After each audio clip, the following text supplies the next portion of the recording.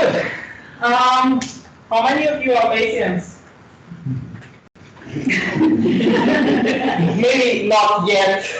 You may declare yourself after this workshop to now be a devoted Bayesian. But it's good, so I don't feel too bad that I prepared the course like 1.5 hours here to introduce you to the Bayesian mindset for working with biological and medical data, because without that, going into the computational stuff doesn't make sense. Doing a lot of computations and not understanding what you're doing is what the IT guys do, but we are mathematicians and statisticians, and we are proud to understand what we are doing.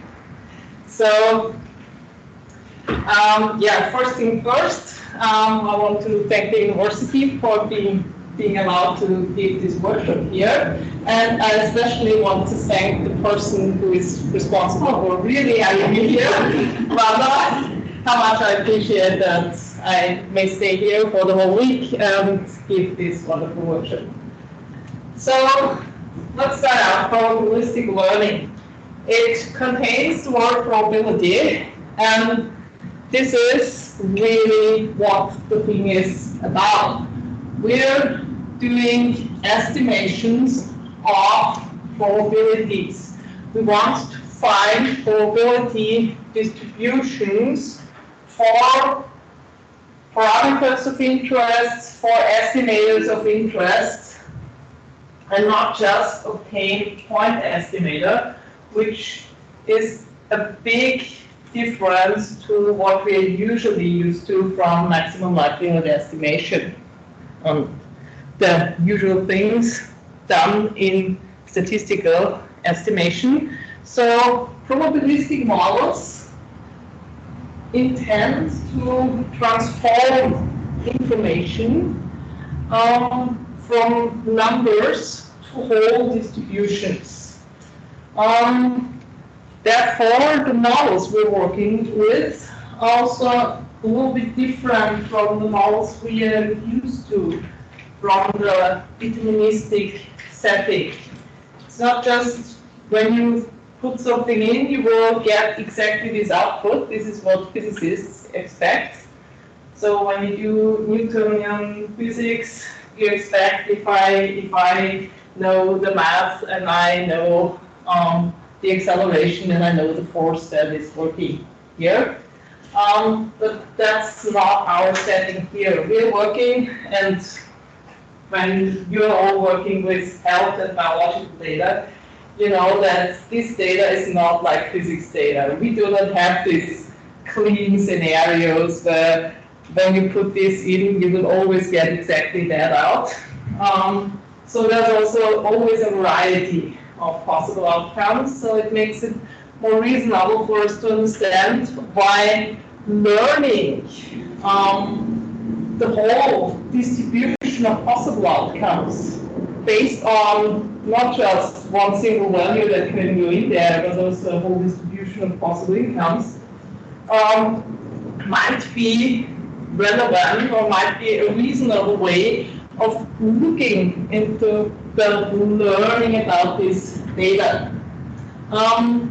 Bayesian methods and probabilistic methods have become more popular in the 90s when it was finally possible to do the computations to obtain these probability distributions, the posterior probabilities, which we will be talking about very soon, in a computational way, because before that, the computer power wasn't there to do these simulations at all. And now, through machine learning, and that's why the learning is also marked here, has found this to be a viable way of learning about information from very different sources. And this is also something relevant, because the second thing we suffer from when we work with health data or biological data is that typically we have small sample sizes, because it's ethically not okay to do too many tests with humans, or it might actually be challenging to do or costly to do too many experiments in the lab. So usually we have very few of these. But usually also there are some other biological labs out there who do similar experiments. So learning how to combine information, update previous information which exists from the literature with what you find in your experiments is the intention of Bayesian learning. So let's talk about Bayesian inference. This is Bayesian theorem, maybe in a slightly different way than you are used to seeing it. You're probably used to having this, the probability of A given B is the probability of B given A times probability of A divided by probability of B.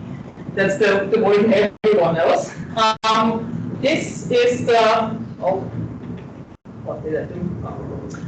This is the version of rewriting this when we have actual data coming in here, and we have actual parameters which we wish to estimate. So this part of the model, this is the thing you're always using. This is the likelihood function. So typically, maximum likelihood inference just aims for looking for the parameter theta, which will maximize this likelihood function based on the data x, which has been observed. And then you obtain a single maximum value for this theta. But now we have Bayesians. So why should there be one single best parameter? If my experiments had provided me with slightly different data, and probably the measurements are really, really stochastic in a sense that with a different machine on a different day, with a different lab technician, I might have obtained slightly different estimates or measurements, and of course I would also obtain a slightly different estimate. So it doesn't make sense to consider just one single estimate as the best one. So in that sense, I want to learn about the possible of these parameters.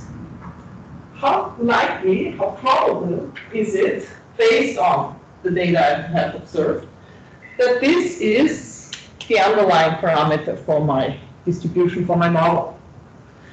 And this is in a sense what Bayesian estimation is all about, not to learn a single value, but to learn for every single value the probability based on the data.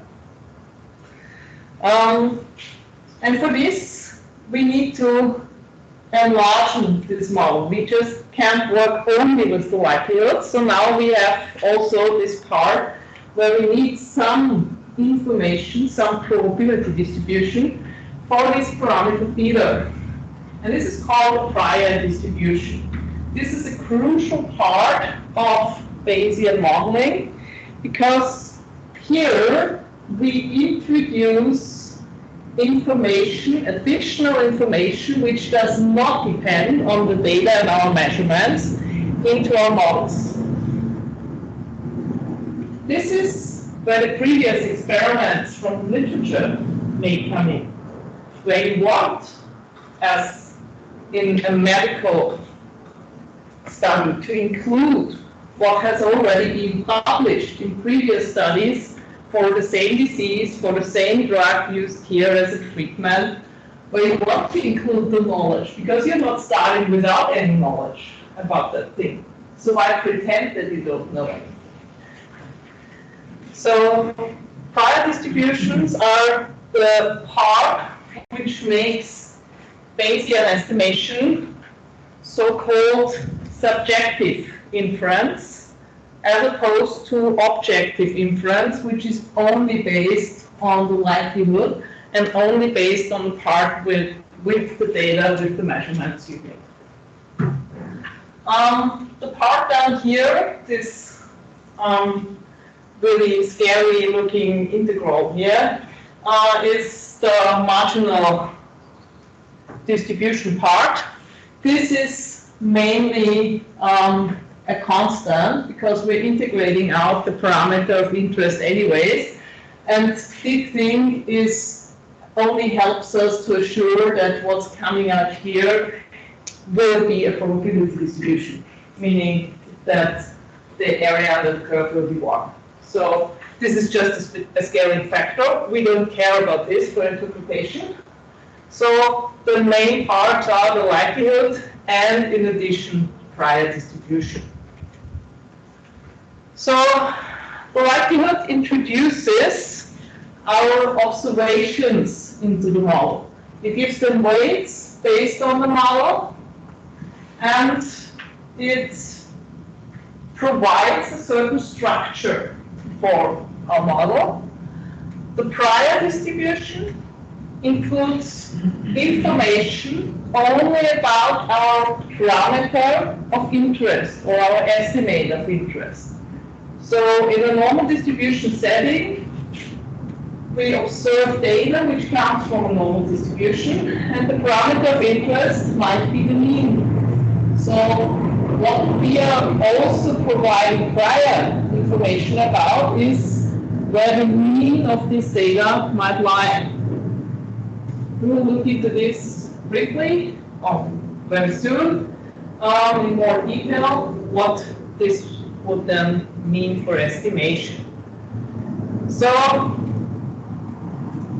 every single value is considered here, becomes reweighted through the likelihood and also through the prior distribution. So in the end, you get for every possible outcome of the parameter of interest an estimation of how probable is it based on what you have observed. I told you machine learning has found Bayesian estimation, probabilistic estimation very interesting. And we'll talk about this because this is a feature of Bayesian estimation which makes it impressive and valuable. It's the updating of the given information. So typically, when we observe two things together, we put them both in the likelihood, and then I say, okay, we would have the prior for the parameter estimate, and in that way obtain a posterior for both observations in common. But sometimes we don't observe everything together. Sometimes we observe one thing in one lab, one thing in another lab, and with classical information you can just combine everything. It's not a good idea to do this. So how does Bayesian learning work with this? Let's look at just the part where we only have the first data part, and put it into the likelihood function. And of course, we combine this with the prior, because we already saw that this is how we obtain posteriors. So combining these two things provides us with the posterior given the first part of observations. And this posterior given the first part of the observations might as well work as the prior distribution for the second part of the observations. And in this way, because this is all the same, we obtain the identical posterior distribution, whether we first learn about the first part of the data, use this as the new prior for the next part of the data after obtaining a posterior. Again, obtain a posterior distribution, learn from the next part of the data, use this as the prior information for the next part of the data, and continue learning, and in that sense updating the information about the parameter of interest. Cross the learning and full distribution. Yes? So you are assuming independence between x1 and x2 necessarily? Yes, otherwise the likelihood function wouldn't work in this way anyways. So this is definitely not for dependent samples.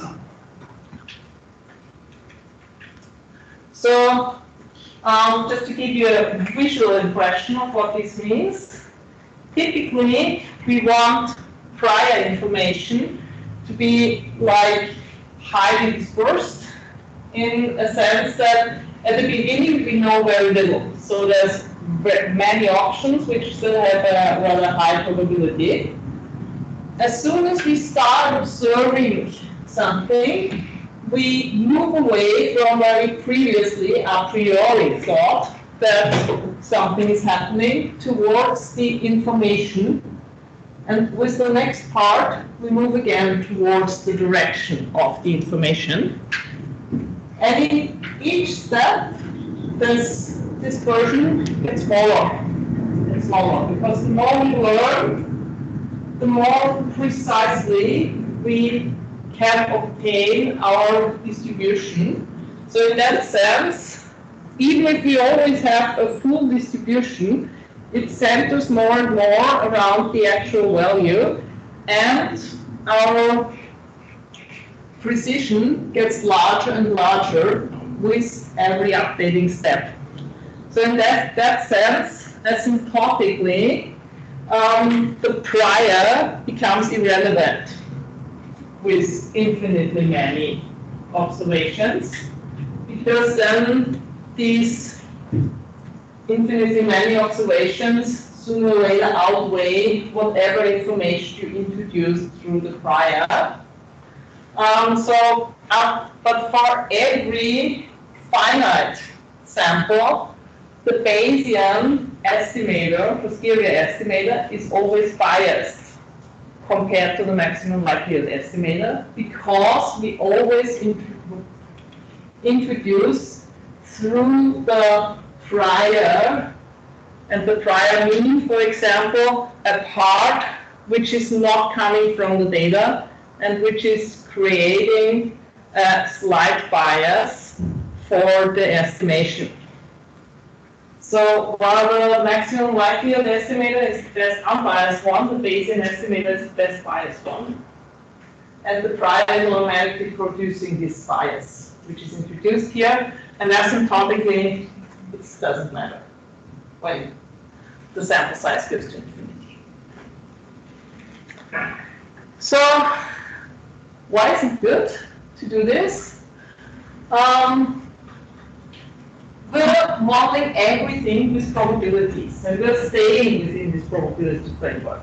So we're not learning single values, but instead work with everything that includes allowing us the laws, using the laws of probabilities, and provides us with direct interpretations for things which are super hard to interpret in classical statistics.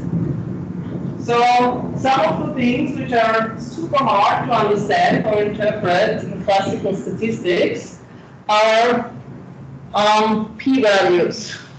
Everyone gets them wrong, especially medical guys and biologists. They never understand what p-values really are. But here, naturally, you get a probability of the actual parameter value given the data. So now you can talk about probabilities of the hypotheses. Now your null and your alternative hypotheses actually have probabilities, and you can calculate them precisely based on your posterior distribution.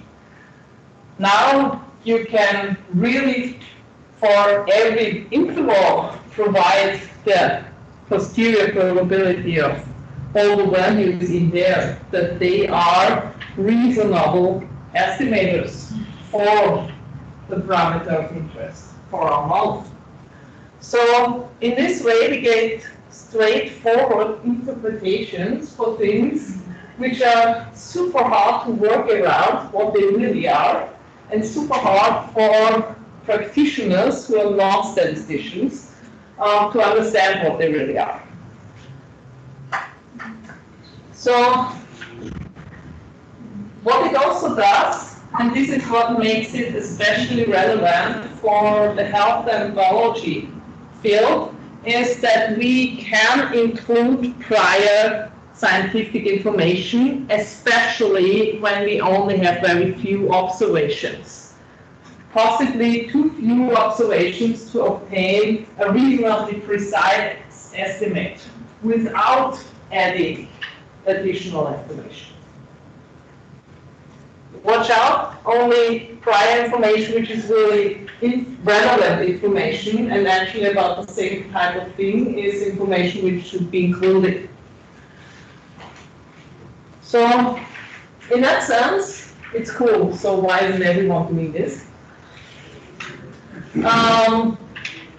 It's really tough to build these models and even tougher to estimate them, because you really have to put a lot of thinking, not just in how to choose a likelihood function, but now also how to choose a prior function. Because I told you, likelihoods, we all accept that certain likelihood functions, certain models exist for certain scenarios. But now you have to give it additional thought. Okay, but the parameters in my scenario, what could their distribution be, and what could the actual information I have about these things be, and how do I formulate information I have into a distribution? That's not trivial. This is also one of the main parts of criticism for the whole Bayesian inference part, because I told you this is what makes it subjective. So when each of you have the same likelihood scenario and the same data, and each of you chooses a different prior, because one works with one paper as the background information, another of you might work with another paper, third of you might ask some medical guy in the hospital and try to implement whatever professional information he can provide. Third one tries to be non-informative. We can talk about this, because how do I formulate as a probability distribution and I don't know anything? What's the probability distribution for I have no idea what the parameter is? And so this will not be so trivial for anything that is not a finite number of discrete cases, because in that case it's easy. It's like rolling a die and everything has the same probability. But for especially continuous values, it's not so easy how to formulate non-information a priori. And so whatever you do and whatever you choose, you have to take care that you really check that this is not putting too much bias and too much information in there, which you might not have originally intended, and this is called sensitivity analysis. So let's see how the Bayesians and frequentists work. I said classical frequentists is the unbiased estimation, and this is something which is very important for people to have unbiased estimator. Every Bayesian estimator is automatically biased through the prior information. Typically, we view in the frequency setting parameters as a single fixed value. We might not know it, we try to estimate it, but it's a single value. Say goodbye to single values. Now you have infinitely many of them, and you will get a whole distribution for them. Unfortunately, they're random, and we also don't know what might be reasonable. We have a whole procedure that quantifies uncertainty classically. And we only worry about the process generating the data, and this is already creating enough things to worry about for us, typically. And now we make it more and more difficult by adding layers and layers of additional probability distributions for every single parameter in the whole model. So, sounds like fun?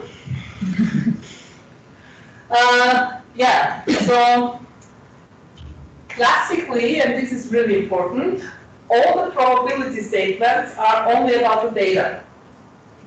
In classical frequency statistics, we think as the data is random, but the parameters are not.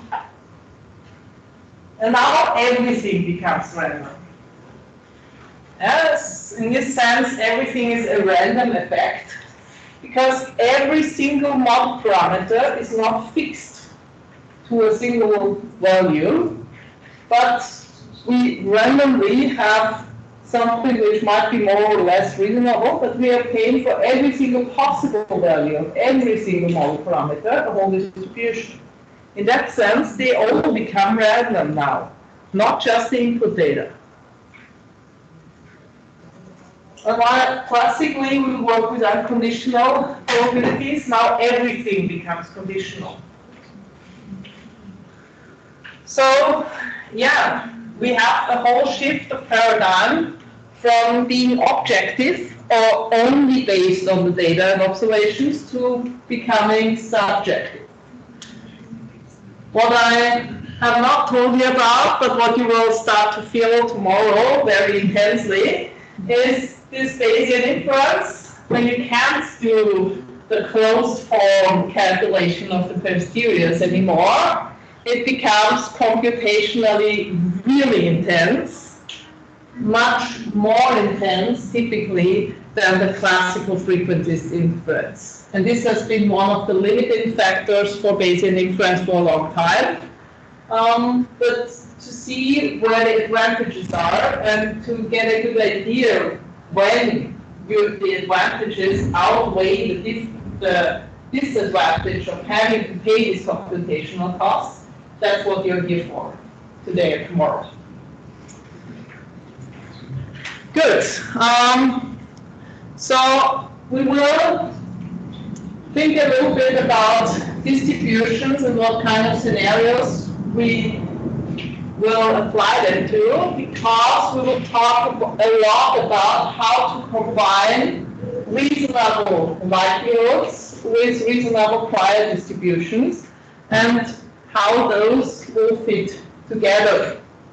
So for discrete observations, everything's nice when we do have categories and when we do have especially a limited number of categories, because then it is even very simple to think about how to implement. I have no information, because then it's like rolling a die with however many sides the categories are, and everything just has the same probability a priori. That means no information. And if I know one category is much more likely than another, then I can also provide this as prior information. Then something is rolled more frequently and other things less frequently. So this is simple. Group indicators. Binomial scenarios are super frequent. This is, of course, estimation of proportions. One of the most frequently asked things in health and biology, because we want to know the efficacy rate of the drug, or want to know how likely a vaccine will protect us from a disease, or how often we can actually save patients' lives through a new treatment. So estimating proportions is relevant. The likelihoods will be here in the discrete space. But when I'm talking about probabilities, probabilities are not discrete. Sorry, they're not indiscrete either, they are rather continuous. So we will have to think about continuous distributions which only live between 0 and 1. So the most obvious one is the beta distribution. So in that sense, we can see that even though our data distributions might be discrete, that does not automatically mean that the distribution, the prior or the posterior, for our parameters of interest also will be the same. Actually, they will not be. Typically, those are almost always continuous distributions, independent of the likelihood scenarios. So we are here talking briefly about likelihood scenarios. Count data, also something we frequently have, especially in genomics with next generation sequencing and stuff like that. Poisson models or negative binomial models have become very frequent. Of course, for these also there are Bayesian equivalents, how to do these estimations properly. So then we're talking about not looking for a single parameter value, but for a distribution. Most frequent continuous distributions, of course, are the normal distribution setting, who would have guessed. And then there are ways of how to go away from there. Skewed data, let's hope we can still work with the log normal. That would save our day. But then there's gamma distributions, and gamma distributions are one of the most frequently used for estimation in Bayesian scenarios because they have a very natural structure, and we will talk about natural structures and what this means in the Bayesian context, to work with anything that is estimation of standard deviations and variances. And in addition to estimating a mean, estimating a variance or standard deviation is something which is often relevant. And therefore, these gamma distributions will occur very often because naturally variances are only positive and they are skewed, and therefore also their distributions have to be skewed.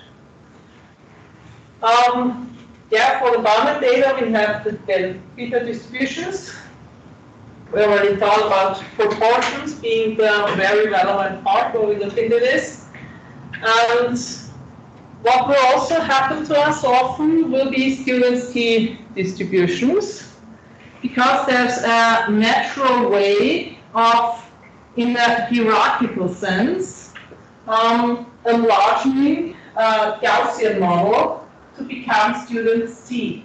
Just by rescaling the variance of the Gaussian distribution, we obtain a t distribution. And therefore, you can keep the Gaussian likelihood, but you can still get the heavy tails. And for all of you who've worked with over-dispersed data in biology, especially if you have to work in genomics, most likely you will have encountered something like that. This is a very, very helpful feature, and you only obtain it because Bayesian modeling allows you to hierarchically estimate parameters, and therefore introduce auxiliary hyperparameters, which allow you, for example, rescaling of the Gaussian to make it a t distribution. Good. So I said some priors originate in a natural way. So the proper term is natural conjugate prior distributions, and this means that the likelihood function and the prior function have the same functional structure. And we will look at two scenarios, and the normal distribution scenario and the binomial with the estimation of proportion. What this means, having the same structure, and how to obtain this. There's a famous theorem in Bayesian statistics, which is the Pitman-1 lemma, which says that when you have distributions from an exponential family, then almost surely you will be able to obtain a natural conjugate prior, which is also rising from the exponential family. And the exponential family includes the normal distribution, the log normal, the gamma distribution. So it's a general way of formulating several mathematical distributions and allowing for their structure to be kept. This is also relevant because in this way we can directly interpret how priors and the parameter choices of the priors can be deduced from previous papers, from previous information, and how they can be formulated naturally in the sense of the actual likelihood and model. In all cases which do not allow this natural conjugate setting, the only other way to build a prior which introduces information is the so-called elicited prior. This is something which is only done for very small scenarios. So it only happens for health scenarios where you have a very small number of patients for a very rare disease with very little information available, but you have a few doctors worldwide who really have an expertise for this kind of disease and have a very good idea of what should happen with these kinds of patients, and that you then formulate something like that. In any other case, you don't want to do this, because this is super hard, and you have no idea if it really pays off, and computationally it never pays off. So computationally, this is the thing to go. This is also the type of prior which is behind the whole Higgs sampling theory. So whether it's Jax or Stan or Barks, they all work with natural prior distributions, because this keeping up the structure is helping you immensely in a computational way. So what are natural conjugate prior combinations? For the binomial distribution, the natural conjugate prior for the proportion is a beta distribution. Of course, the same is valid for the negative binomial distribution. Also, it keeps up the structure, and we still have a beta distribution. For the multinomial case, the extension of the beta in the high-dimensional case is the Dirichlet distribution. And for the Poisson, the natural conjugate is the gamma distribution. In all cases for the relevant scenarios. So we already talked about binomial distributions. Of course, everything which has survival or positive versus non-positive outcome of some treatment, then survival analysis, or also count analysis for the negative binomial setting. Same as with Poisson, especially in sequencing data.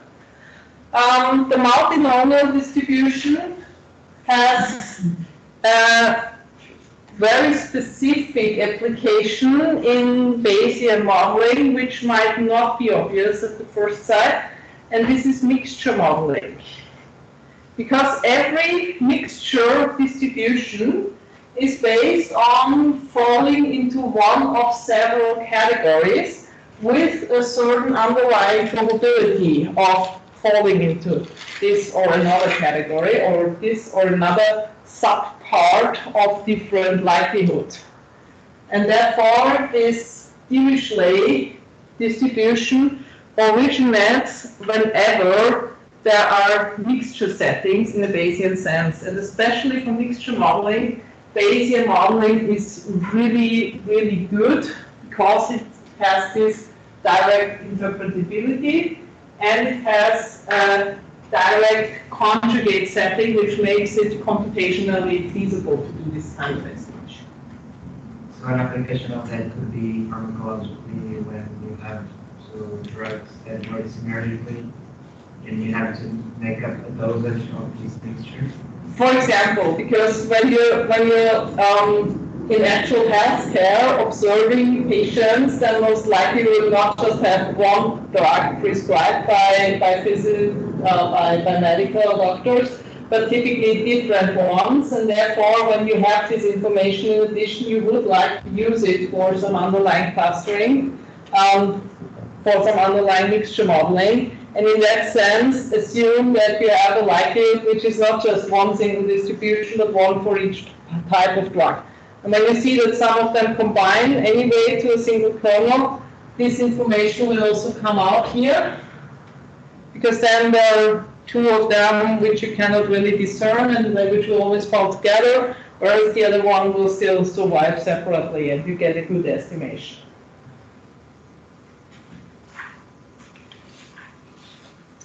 Good.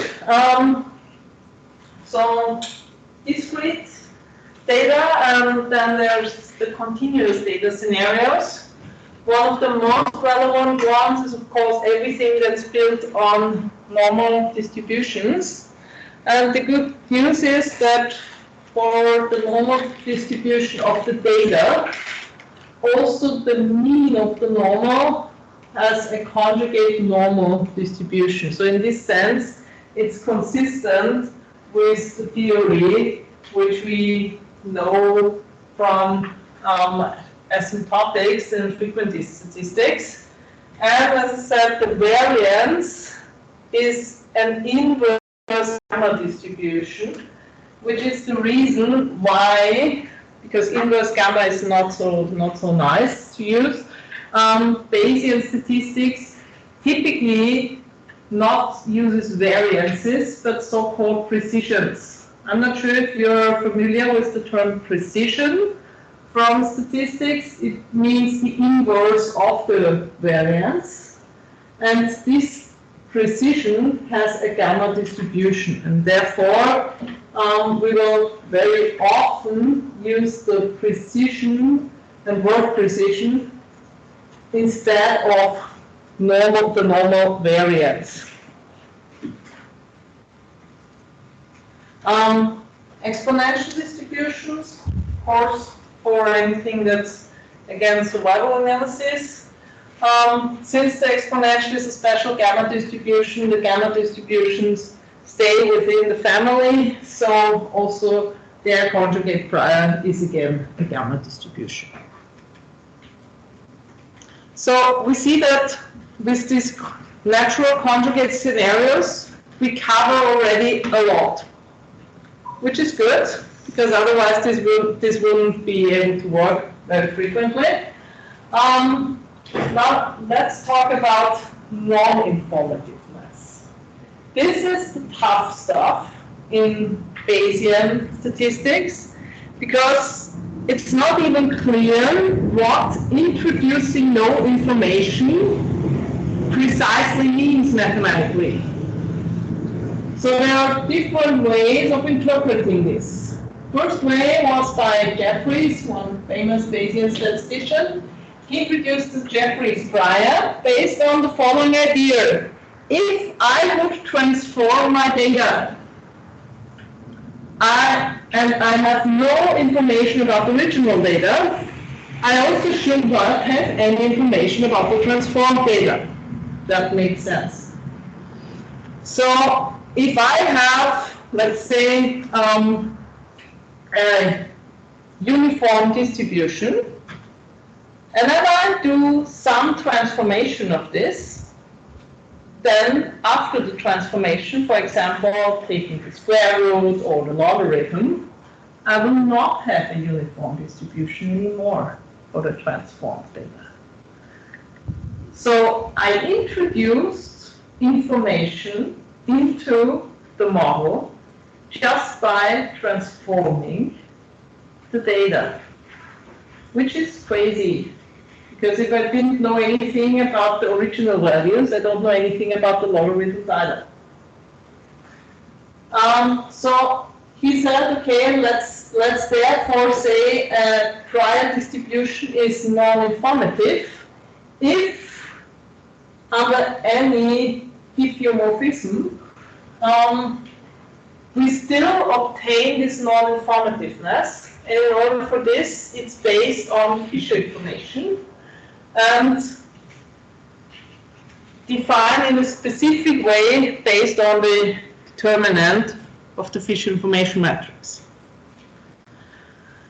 But this is specific transformations. There are other ways of thinking about non-informative. Way is the reference prior, which says, okay, let's talk about asymptotics. Asymptotics really relevant in classical statistics. It's also relevant in Bayesian statistics. So I want a prior.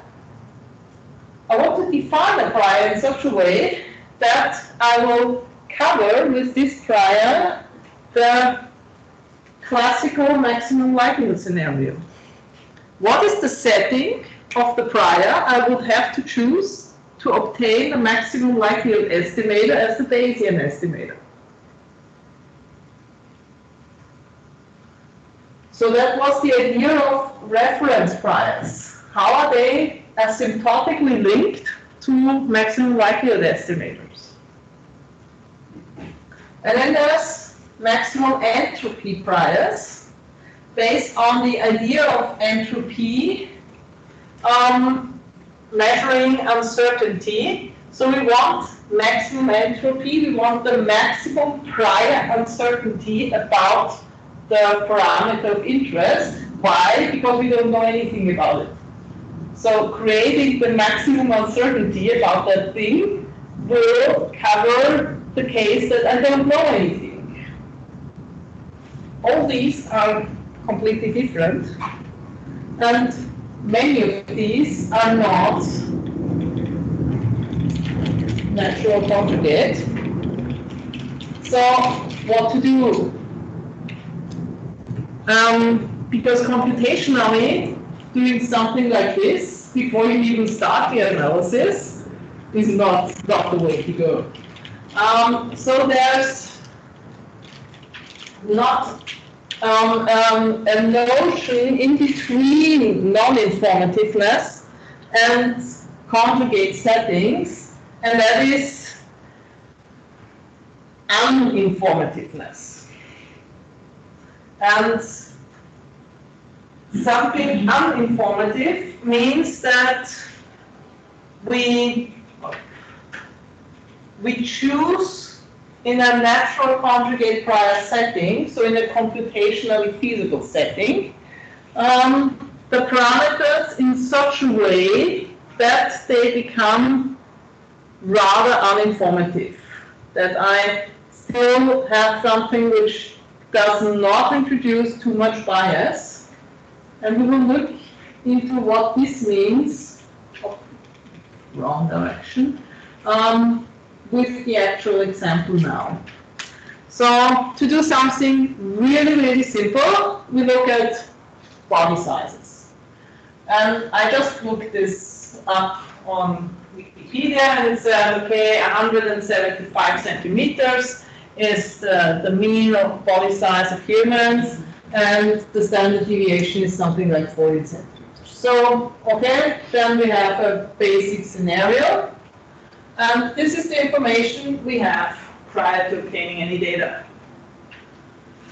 And then I took some samples, and then we obtained the likelihood based on these samples, which is a normal distribution I know it should be a normal distribution simulated from a normal, so let's consider everything is fine.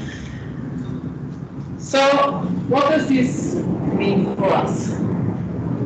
So we know from previous studies, like millions of measurements of human beings, that the mean average size of human beings is 175 centimeters, and typically we have a standard deviation of 14.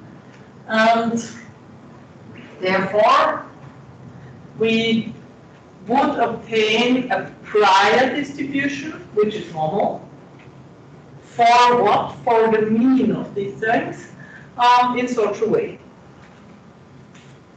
I do not scale it for the sample size, because no idea how many samples I will obtain in the end, and I don't want to be too informative with my prior. So let's not make the variance of the prior too small, because when I make this thing too small, I will introduce a lot of bias. The broader it is, the less bias I introduce, the more values still have a high probability. So let's keep it like this. And then there's the likelihood function, which of course is also a normal distribution, and I simulated with 15 instead of 14 as standard deviation. So we're only focusing on estimating the mean. And therefore, in order to obtain the posterior for the mean given the data, we combine this likelihood function with the observations and the prior distribution here. The marginal distribution we care about, because this will in the end just be the normalizing constant, which will make sure that what we obtain here will again be a probability distribution. So let's take a look how to do this by hand, the good old mathematical way.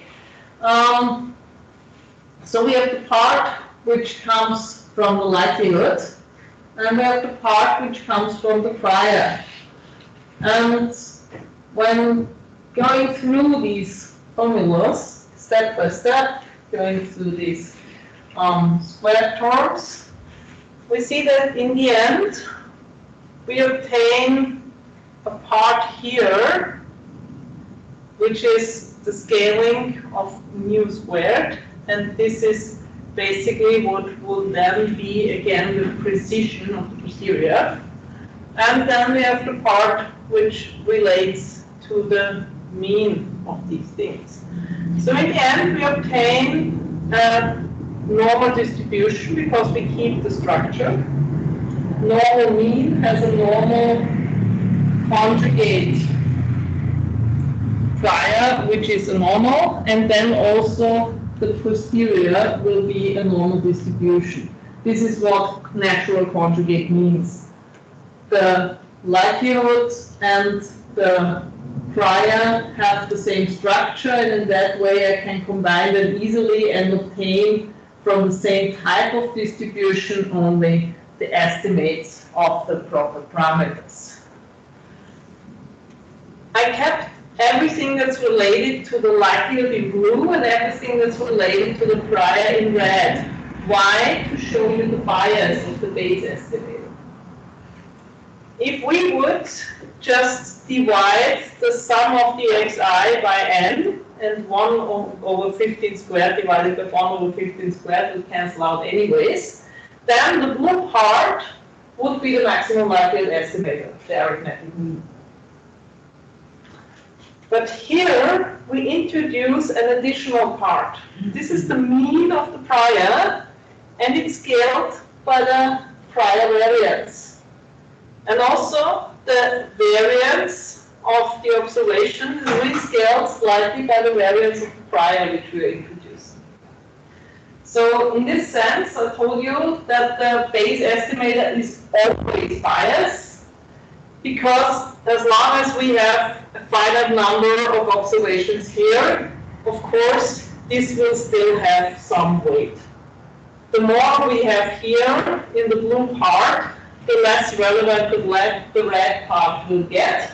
And asymptotically, this will completely get out of the model. But for all our actual estimates with finite numbers of samples and observations, we will always have this bias here. The bias can be a good or a bad thing. Because when you have very few observations in a medical study, and it's ethically not okay to use this new drug on too many human beings, then introducing additional information from a previous study is relevant because it adds value, which is really valuable because it's the same drug, so test it, to your observations, of which you know that you only have a few. And in this way, you can also get a better estimation of variance, because also here you combine the sample variance with, and you see here what the influence is. The more observations you have, then you directly have it scaled by the number of observations. So if you only have a few, the prior has relatively large effect. If you have many of these, then of course the prior has very little effect. So in that sense, it's really relevant to think about priors in small sample scenarios, because then this bias factor, or this bias here, is actually relevant, but it might also help you stabilize experiments which would otherwise not be able to be evaluated at all. And we will go through an example of a medical study which could not have been evaluated at all without introducing bias through the prior distribution.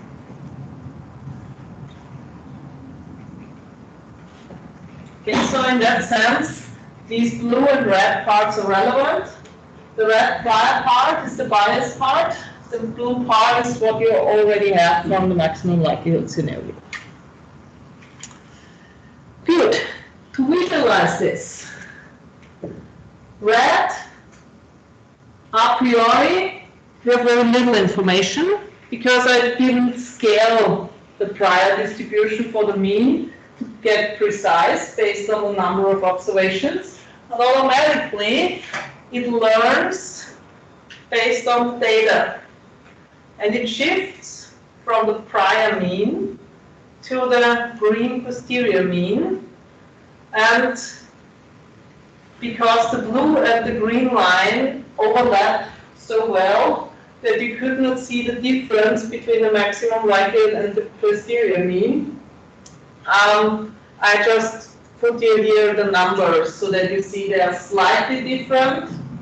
And the posterior mean is slightly smaller than the maximum likelihood estimate because of this influence of the prior mean. This is the slight bias of the Bayesian estimate, which is here, which is rather irrelevant in this scenario, but it shows you how learning works here with only a few observations.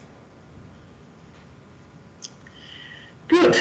So how do we therefore get information out of these posteriors? Maximum likelihood provides you automatically with a point estimator. It would be a nice thing to not just have a distribution, but to also get a point estimator out of the Bayesian scenario. Otherwise, it's really tough to plug these things into algorithms and do new calculations and predictions and stuff like that. So we do need point estimators at some point. Pun intended. And yeah, we also want hypothesis tests, because that's also something frequently occurring in medical and health statistics. And of course, we want interval estimation. Intervals, Bayesian intervals are called credibility intervals. Neither confidence nor predictive because they are all based on these posterior probabilities, and therefore it's the credibility here. We can always obtain direct probabilities for any hypothesis because we do have the posterior distribution. And then there are, of course, lots of point estimates which one can calculate from distributions. For example, the mean or the median. We also want to learn about the standard deviations of the posterior distribution in the sense of how precise are we, how good is the information we have now, how unreliable is the information we have now. So let's take a look at this. So I told you Bayesian inference is subjective. You already choose a prior distribution. There's one more thing for you to choose to make all your outcomes different. So even if you choose the same prior, you might choose the quadratic loss. And your colleague next to you, he might choose an absolute loss function. And both of you will obtain a different point estimator from the same posterior. Life's tough because we also start thinking about loss and what loss means. So in the sense of what is the price we pay for doing the wrong type of estimation. If you choose quadratic loss, similarly to regression scenarios, so that's something very frequently used, then you will obtain the mean of the posterior function as your point estimator, automatically.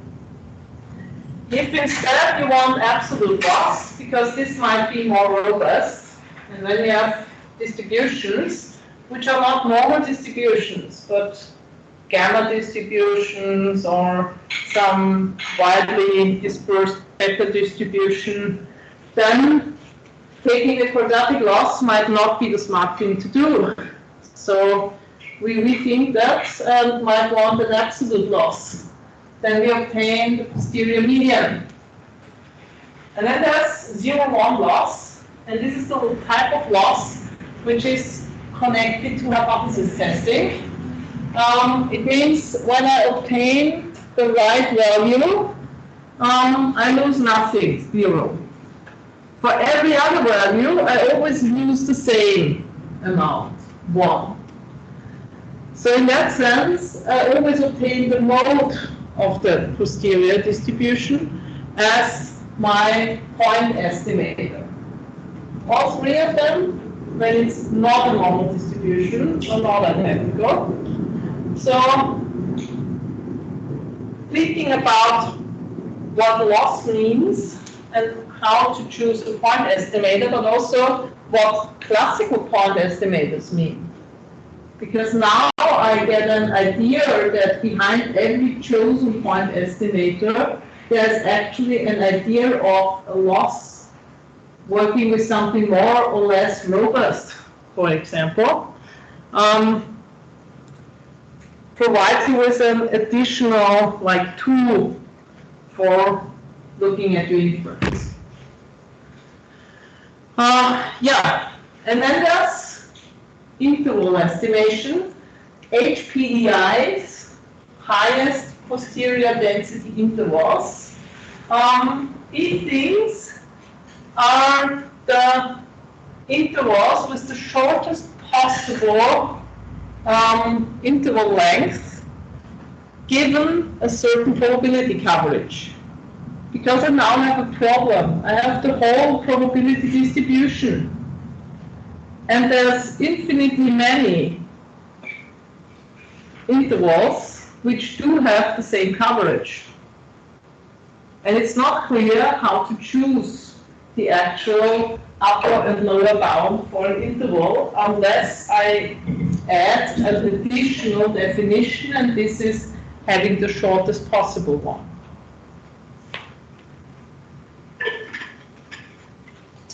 So in that sense, we obtain these highest posterior density intervals very easily by like introducing some cutoff and looking for the cutoff here such that the coverage will be the shortest one. With the normal distribution, it's super simple because it's symmetric anyways. With anything that's not normal, calculating these highest posterior density intervals is an actual computational challenge, for which, of course, software exists. It becomes really tough when these things are not unimodal anymore. So for multimodal posteriors, things get really interesting, because then it's not so clear how to do this coverage such that you have the smallest possible intervals, because then you have subintervals and combine them, stuff like that.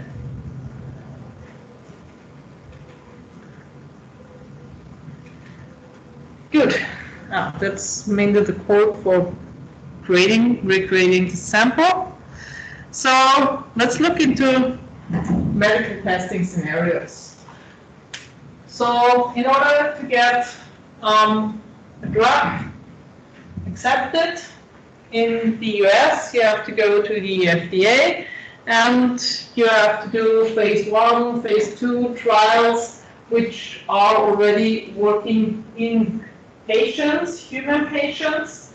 Before that, you need either animal or human studies in a certain experiment, which is not out in the wild.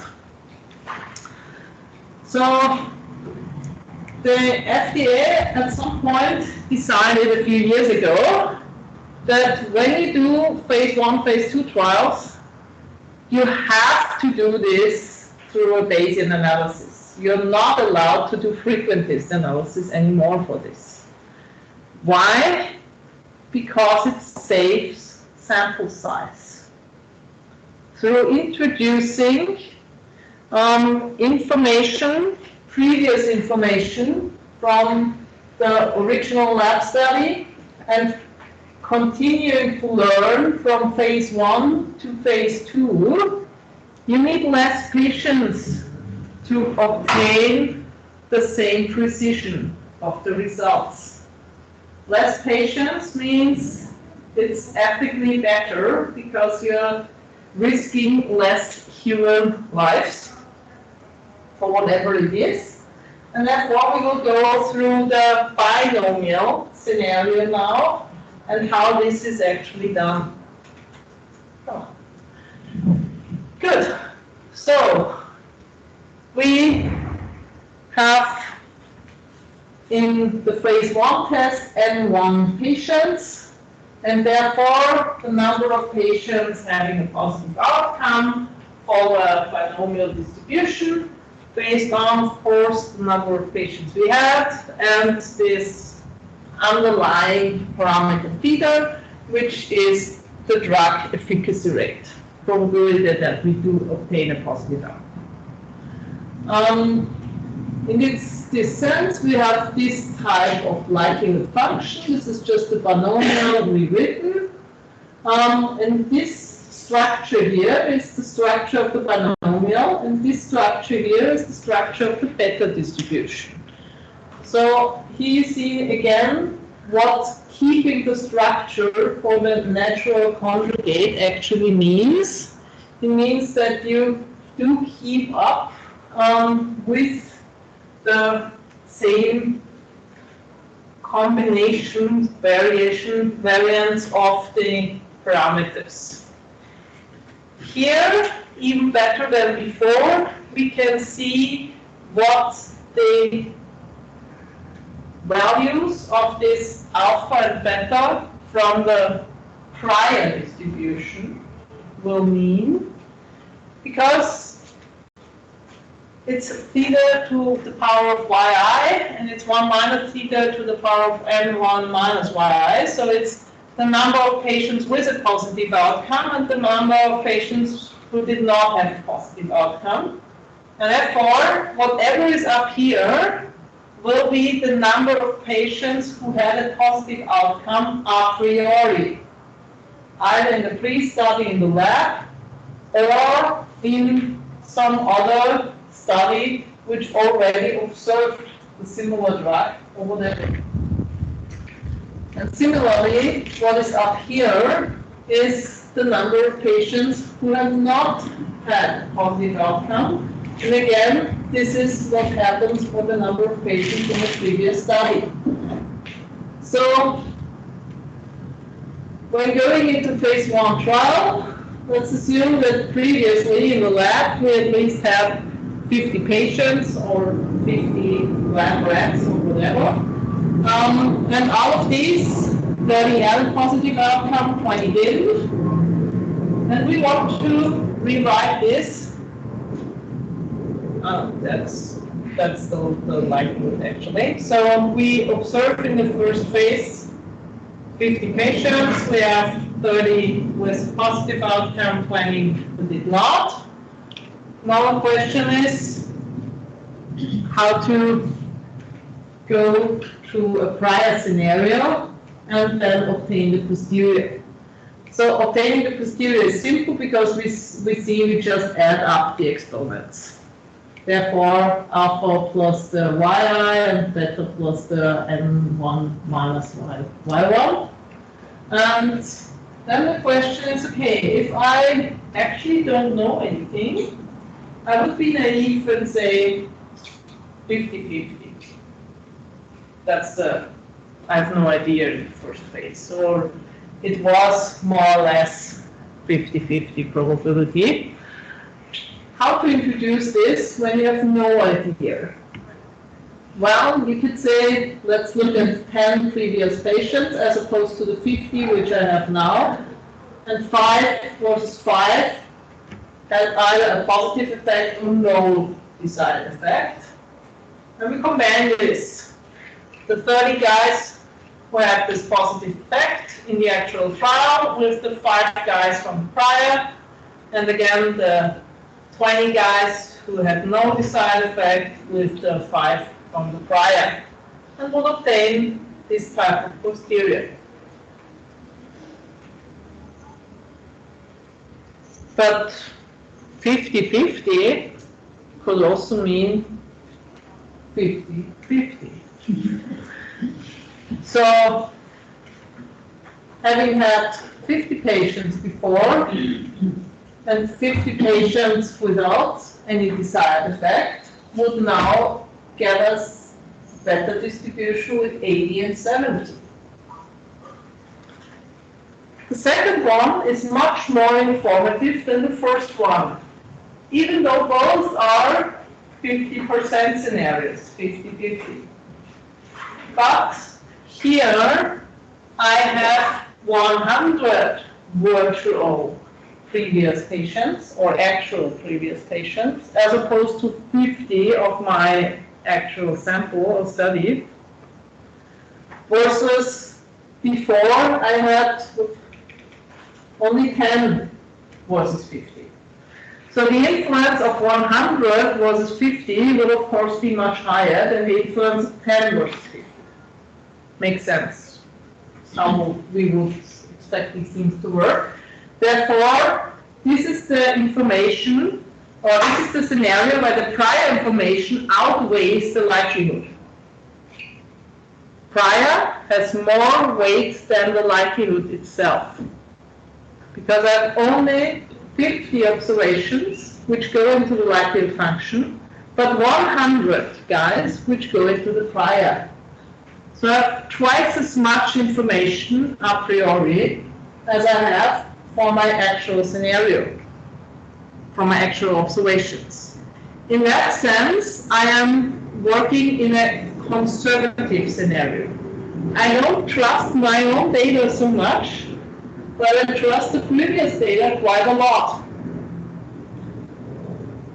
That might help stabilize, especially for very, very small trials in a hospital or where you do not fully rely on your medical guys really doing this properly, but you have quite reliable data from the literature that you have some scenario where you're actually outweighing your own data with the prior.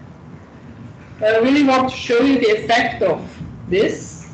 So in the first case, we have a prior which is less informative than our actual data. In all cases, 0.06 would be the maximum likelihood estimator. We have 50 patients and 30 out of them have a positive effect. So it's 0.06, 60% probability, which is the proportion which would be estimated just based on the data. So this is where we're looking. We can see that in this scenario, the posterior is very close to being centered to this 0.06. It's slightly shifted downwards because there is an influence of the prior, but not that much. So this is the little informative scenario. And then there's the second one. Look where the 0.06 is. And look where our posterior and our prior is. And you can also see now that the prior is already very peaked with a lot of precision and very little variation. And the posterior, of course, shifts in the direction of the data which we have observed, but not too much, because the prior has twice as much influence as the data up there. And therefore, we do learn. We shift a little bit away from the prior, but there is a lot of influence of this prior. And this, obviously, compared to the 0.06 maximum likelihood estimator, will always provide us with a biased estimator as the base estimate. And this shows you quite clearly that this is always a biased estimation which you're doing here. You just have to be aware of what kind of bias you're introducing to your prior. And whether this is something you might want, because you don't trust this information at the 0.06 not so much. Because you know that the guys in hospital, they're super overworked. They cannot work that precisely. But you might trust these guys who already had a peer-reviewed paper much more than your own doctors in hospital, who do this in addition in their free time. So keep that in mind for the two scenario ideas here. So as that, this was intended to be used all the time. Why? Because we continue to learn, update. That's what's happening now. So in phase 2, we now look at N2 patients in total. And we still want to learn about the drug efficacy rate. And therefore, now our prior is the posterior after the phase 1. Of course, we already learned something. We don't start from the beginning. And therefore, we already have these patients included here. And now we're including the new information. And therefore, end up with as if both trials would have been one big trial overall. And this learning, updating, happens automatically because it's independent, because this is how the likelihood function operates. But you could not do this normally in a classical inference scenario. You can't just take one binomial experiment and another binomial experiment and just add up the successes and the failures. That's not what you do. But here you can, because this is how the learning works. And therefore, you, in total, since you're adding up N1 and N2, can work with smaller patient numbers for the phase 1 and phase 2 trials, because it would be the sum of both, as if you had one larger phase 2 trial in a classical scenario. And therefore, it's ethically wanted that you do it in this Bayesian inference way. How are we doing with respect to time? I can't see. Half an hour still. Oh, yeah, that's brilliant. Wonderful. Good. So, yeah, let's have you doing some stuff.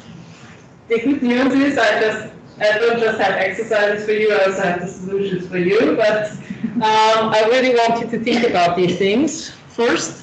So I told you I will give you a scenario which does not work with classical inference. This is the scenario, this really happened in May 2020. Because Austria, when the COVID-19 pandemic hit us all hard, was asking the question, okay, what's actually the prevalence of COVID-19 in the Austrian population? So reasonable question to ask. And therefore, Statistics Austria was sending the first tests ever, so they were still very unreliable and they were very rare and very to 1,279 persons, and they did PCR testing. And well, the medically good news was that they did not find a single positive case. The statistically bad news was that they did not find a single positive case. So what happens with the variance when your proportion is 0? It's also 0. Tough luck. Okay, so they were really asking the question, how can we now provide an estimate for the prevalence in Austria when we did not observe a single case of COVID? And we cannot do additional tests because those were already expensive enough. So what do? And then one of the guys there, he studied with me and he said, okay, you did some Bayesian and biomedical stuff. So give us an answer. What do we do now? The Austrian government expects us to provide this estimate and they have no idea what to do. And then, okay, what did the Germans do? They did something similar to you. Let's say Austria and Germany are pretty similar. So yes, they did 4,000 tests there, and at least they found 4 positive cases. So you see, it was really tough luck with that. With 1,200, we just had 0, not 1, which would have been expected, but you can always win. So since Austria and Germany are pretty similar, let's take Germany as the prior for Austria. But because they have 4,000 and we have just 1,200, they would outweigh us. Germany always does this to Austria. Don't like Germans.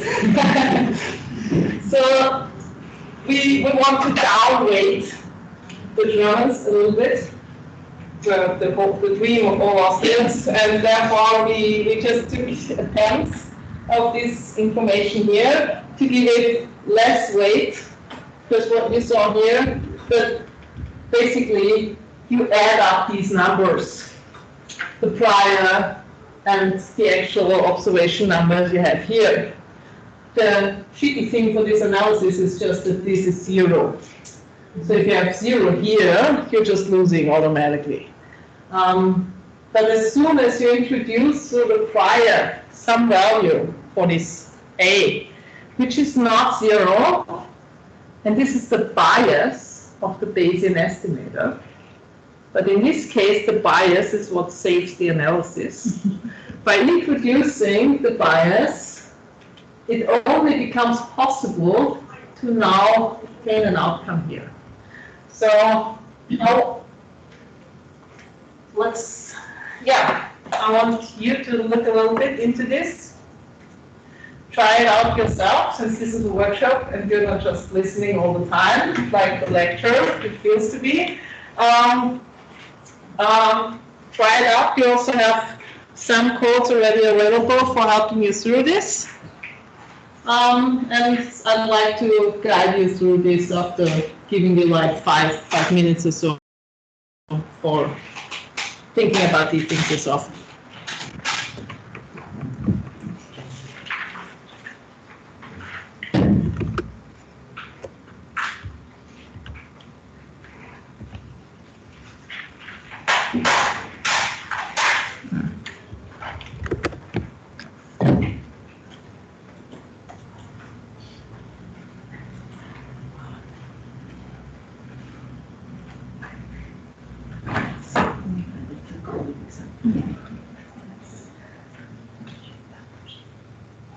It's just supposed to run it, right?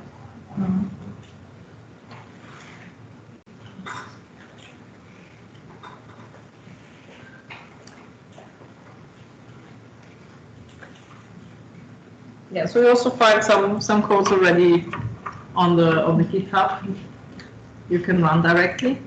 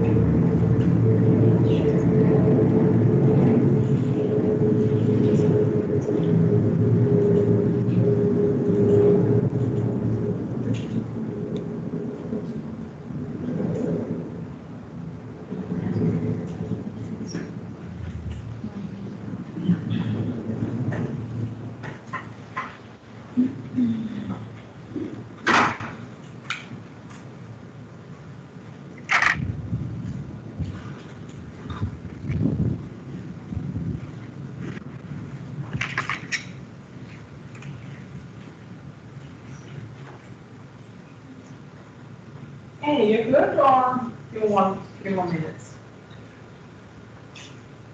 Everyone's looking concentrated at the screen, so give you a few more minutes. I'm getting some errors actually, so. Oh, come on. No, I installed the library. There was one missing, and then it's complaining about something here in this room. That's some point. In the split direction. So I installed the HDI package and loaded it. Now I get different errors with somehow let me just do it from the beginning maybe.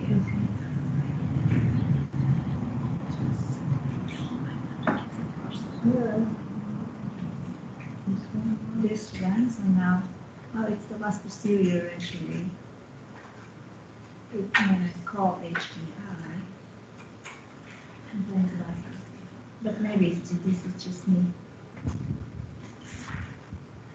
Because it asks for QB. Most of the there is a QB, then maybe this is the problem. Oh, it's a function. It functions. Well, hopefully, we will like no, it's used to function in any lists.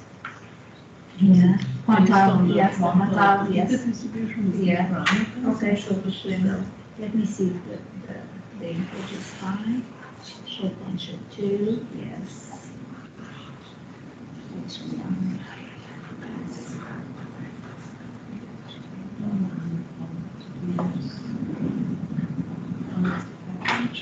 It's not PHP.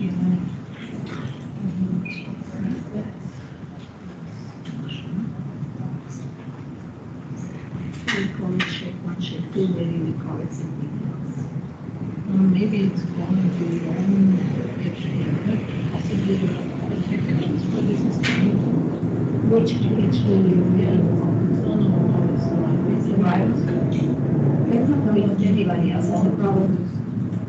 Maybe not. You also have a problem? You don't? Or the plotting the distributors. Something with you. And the packages, usually. Probably because you have to go more. Yes, I did not update the other. Yeah.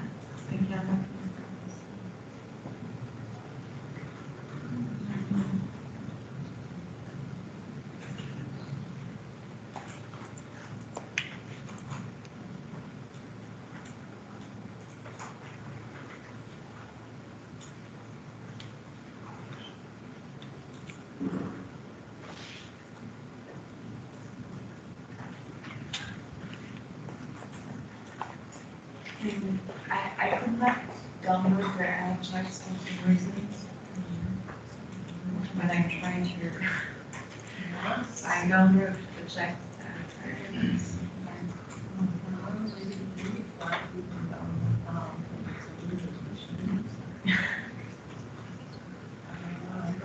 client downloading checks. Yeah, Okay, so it would possibly work. So there should not be anything in check. I can read the complaints. that's what I tried here. I have the checks. Yes. I have written What one. exactly is he complaining about? That the download of the package for the namespace that failed. Or Yeah, Ajax. of course, yeah, because we're just trying to load it, but we don't have. It only goes into the connection.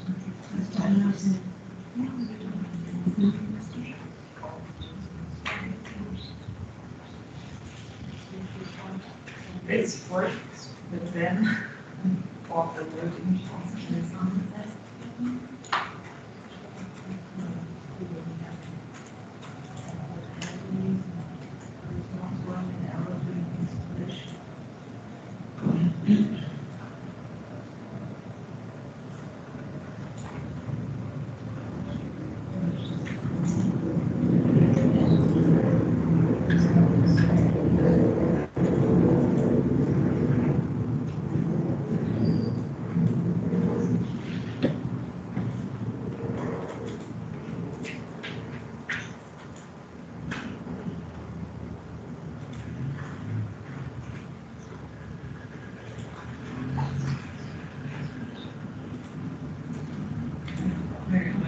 It's really fast.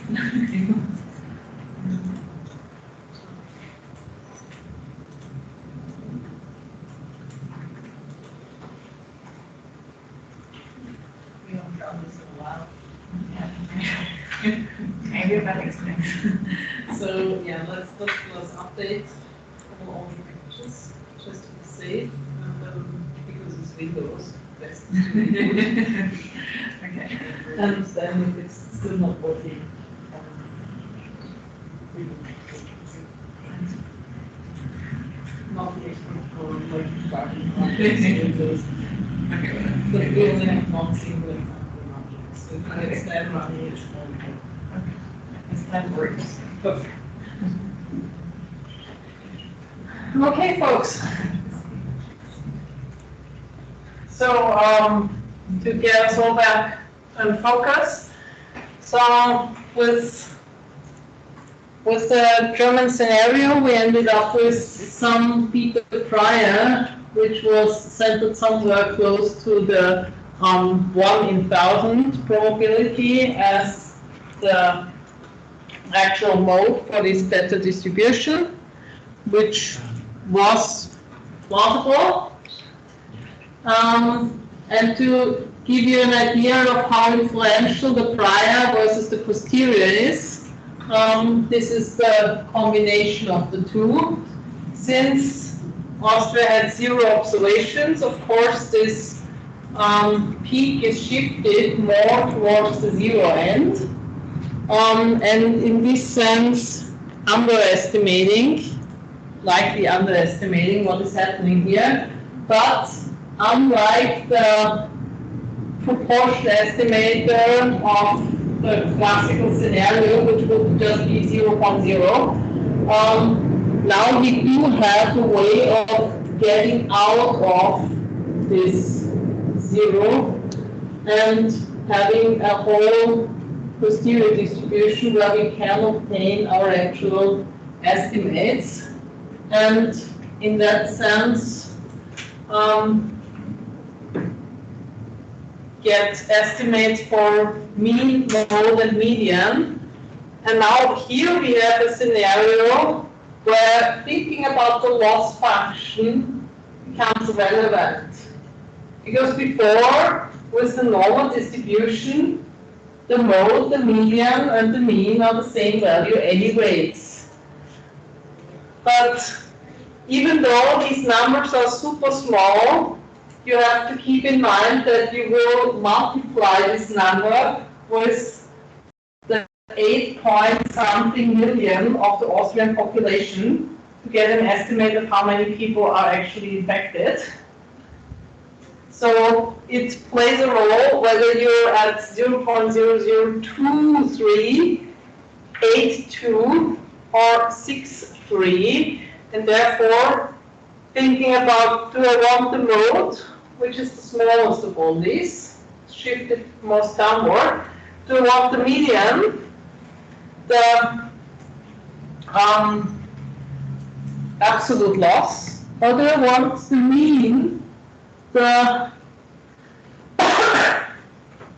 in this sense quadratic loss, where, let's have a look, we have a highly skewed distribution, and therefore, of course, the mean will again be biased as opposed to the median. So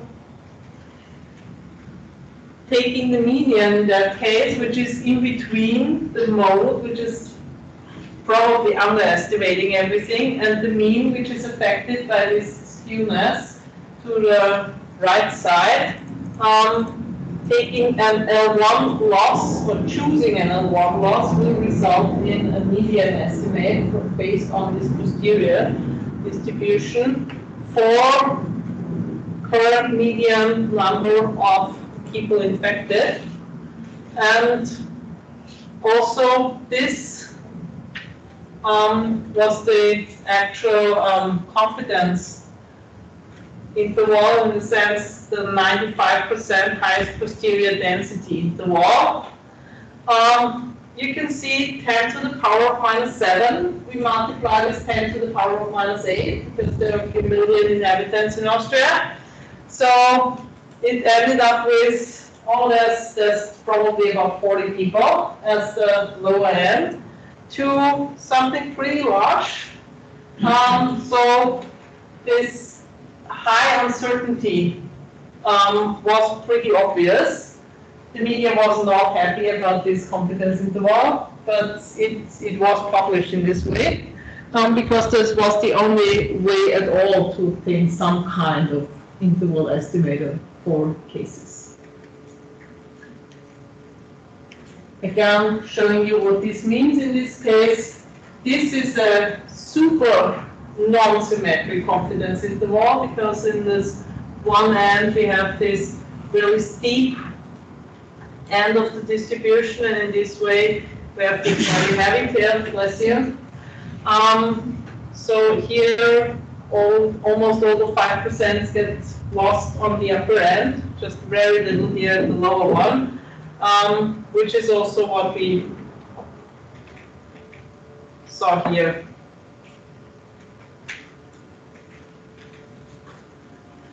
Good, yeah, so that was the only way to save the analysis, and there was no way of saying in May 2020, sorry, we have no way of statistically estimating how many COVID cases there are in Austria, because that would not have been excused by anyone, especially not by politicians or the public. Good. The second thing we will look at, we'll be looking at the... I have a question. Yes, sorry. You have actually the opposite way. So if the Germans find 4, and they're looking at Austrian when they find 0, yes, I assume that the 4 are currently wrong. They could Like use... if you have the opposite Yes. situation. So Germany hardly ever does that, looking at Austria. But actually they could use it as a stabilization in the other direction, also for preventing themselves to overestimate this. Then they would, they wouldn't have to downweight us. We already had 1/4 of the weight. They could also downweight us more, giving us less prior weight, and then stay with their scenario. This would definitely not end up with the same posterior, since the factors are not the same, but they might do it, yes, of course, because it's prior information. So in that case, they should assume a smaller adjustment. They could use a smaller adjustment. They wouldn't need very much adjustment at all, because they're still having like four times as much information, depending on how much they trust the Austrian information, or adjust it with 1/100 or something like that. But it would always work, because, oh, where is it? Yes. You always have to add this +1 here anyways, for the prior scenario to save it. And as soon as you have either of these, either the alpha or the alpha beta, or in the likelihood some information, then you can save the posterior. The only thing which will completely break down is if in the posterior you have the 0. Having this, the Austrian setting as the prior would result in not well-defined prior, so it's not a closed form, it's not a nice closed form beta distribution, but something which has a pole at the 0. But otherwise it would work.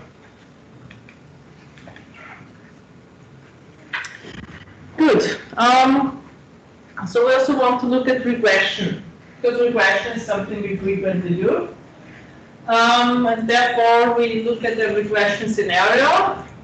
And I have to tell you, the regression scenario is a normal distribution likelihood scenario anyways. You usually don't think about it that way. Why? Because we only look at the normal distribution of the residuals when looking at the t-tests related to the outcome, to the estimators of the coefficients in the regression. And therefore, the normal distribution of the residuals is not a requirement for linear regression to work and to provide proper unbiased estimates, but it works better if we have normal distribution of residuals. So Since the Bayesian scenario requires a likelihood distribution, we directly use the normal distribution of the residuals, and instead of writing y minus x times beta has a mean of 0, which would be the residual assumption, we have the beta y normally distributed around the mean of x times beta, with residual variance sigma squared.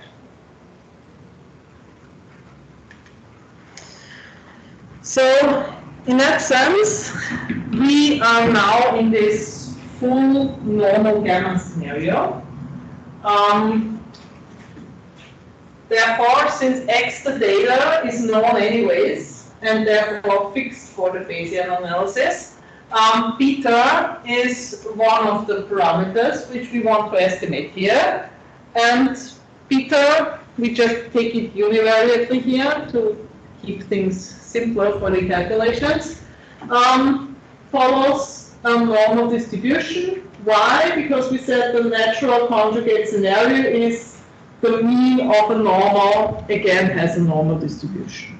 Then things stay simple enough that we can do these calculations still ahead.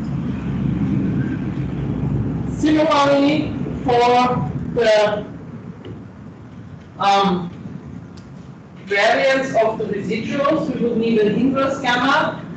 We look at the precision of the residuals instead to have a gamma distribution, and then things work out more or less nicely. So there are certain scenarios which can now be considered for choosing these parameters. Coefficients of a linear regression. We typically consider things to have no linear dependence at all when this coefficient is 0. It therefore makes a lot of sense to say that the prior distribution has a mean of 0. Because that is, a priori, I assume that there is no linear correlation between the x and the y.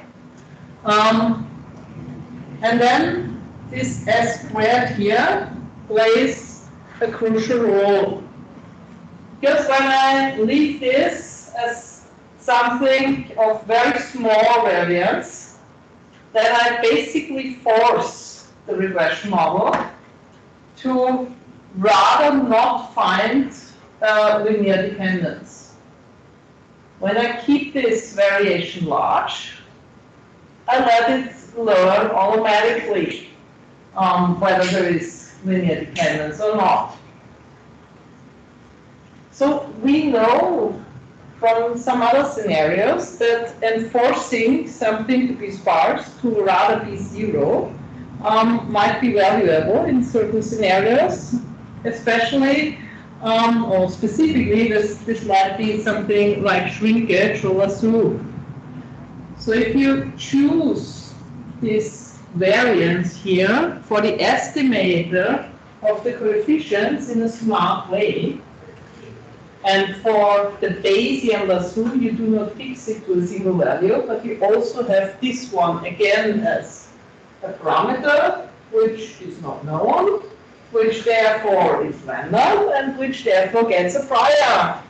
And with the proper prior for this parameter, you can enforce shrinkage in the Bayesian regression model. Just to give you an idea of what these values here mean. So in general, we want this variance to be large, because having a small one would enforce it to be rather close to 0 and finding no linear dependence. And then there's the gamma distribution, and I told you before about all these non-informative scenarios. About the Jeffreys prior and the idea of transforming things, and also the idea of having a connection with the maximum likelihood estimate. And actually here there is a scenario where we know the precise values for the conjugate setting of this gamma distribution, which corresponds directly to the maximum likelihood estimator of the regression variance, of the residual variance of the regression. And that is choosing these things as 0.5.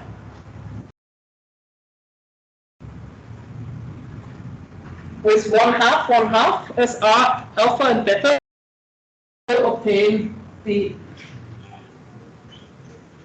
where the variance estimate of the residual, which would correspond to the appropriate variance estimate if we did it in the classical way.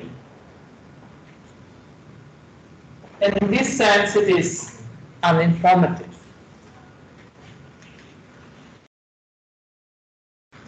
So, how to build this?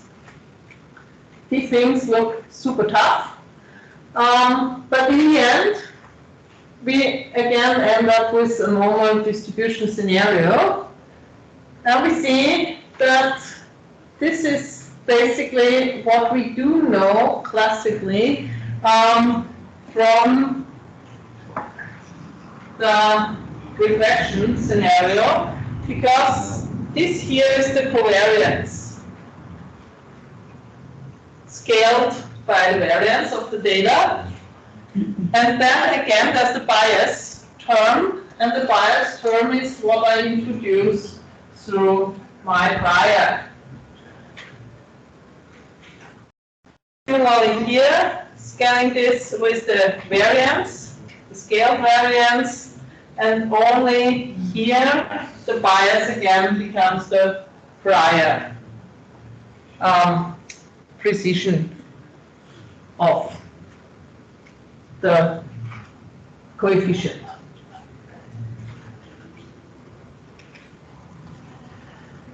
Good. I said 1/2 is precisely what we need to end up with an estimator which corresponds directly to the classical scenario. So here, having this 1/2 would be this n plus 1 divided by 2. And here we have the shifted squared residuals plus 1 also divided by 2 for the gamma distribution. And since these two things are divided by one another to obtain the mean of the gamma, we therefore obtain this classical variance estimator sum of squares divided by n plus 1.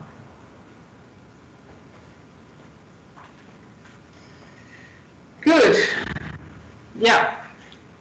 So of course you can also derive these highest posterior density intervals from there. That's something you never ever want to do by hand. Therefore, there's R functions for this. I just show you to stick to make it clear to you that we really don't want to do it. So let's take a look at how to do it in R in itself. BaseRec is a nice library for doing Bayesian regression, and it's nice for one reason: it lets you obtain the formula notation of your classical regression model, as opposed to most other packages which require you to provide the x as a matrix and the y as a vector, and just hand this over to the MCMC algorithm. This one really looks similar to the classical regression model which we compare it to. We will talk about these things a lot tomorrow. What MCMC actually is, Markov chain Monte Carlo sampling, what the word turn-in actually means, what thinning is all about. But currently we want to focus at the outcome and the comparison of these things with the classical regression outcome. So we have here the mean, and since we know now that these coefficients always have a normal distribution, it makes sense to also get the standard deviation for this normal distribution, and thus obtain the 95% credibility interval for example, the slope of this regression scenario. And for the intercept of this regression scenario. And we see that the estimates of the Bayesian are pretty similar to what we obtained from the classical regression. It's somewhere at the third or fourth position that we see a difference. That is the bias we introduced, but mainly these two things are really the same.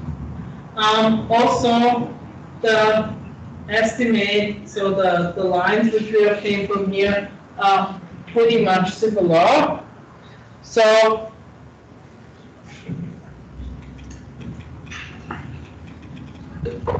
we see that this scenario basically is more or less identical to the well-working classical regression scenario. Normally, we don't have in mind that the normal distribution is the likelihood between behind linear regression and the model behind linear regression, so just to remind you of that. Good. I think we're really well in time. I mean, I'm 5 minutes overdue, but we started 5 minutes late, so we're perfectly in time. And yeah, you can all go enjoy your lunches now, and we will really go into a lot of simulation tomorrow. So now that you learned the basic stuff behind the Bayesian ideas, you will then go much more into doing some simulations and doing more of the examples yourself tomorrow. So yeah, thanks for being here, and see you all tomorrow.